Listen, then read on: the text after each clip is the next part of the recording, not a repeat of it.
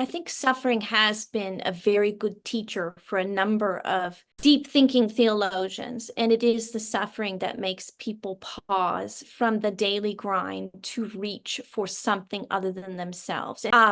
Coming to the end of themselves, particularly for men, and Western civilization, is a necessary part of a walk with God, I've noticed.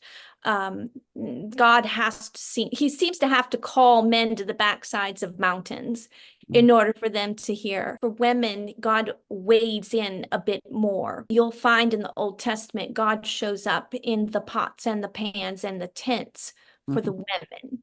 Whereas for the men, he meets them in the wilderness and the backsides of caves and mountains, which I think is a lovely part of God's nature, that he would come into the tents with us where we are in our daily work, and he doesn't relegate us to second-class citizens. He comes to where we are. And anyone who reads the Old Testament and sees God maybe treating women as a second-class citizen, they need to understand it's not God who is treating those women as second-class citizens. It's something that needed to be overturned. And he was all about overturning. You're talking about the suffering of this world. He instituted a number of things that overturned the world system. Here's these twins, and Esau was born first. And the man system says that the oldest should be the inheritor, and that the second should be the second class person. It was all going to go to Esau according to the world's standards.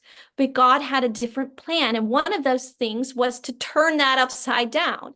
So you find in the Bible multiple times, God, when he wades in, he's trying to turn things upside down from our normal man-made systems.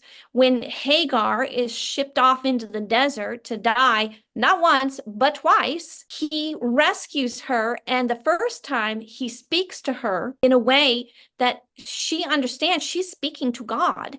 And she's the only woman who names God. She calls him El Roi, the God who sees me.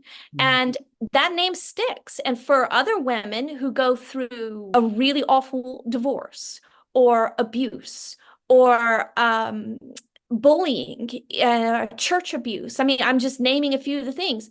God is the God who sees us. He wades in and he righted the wrong for Hagar twice. So you have to see that he did not say that it was okay that Abraham mistreated her. He did not say that it was okay that Sarai mistreated her. He said, I'm going to take care of this myself. And that is the God who is overturning the world systems.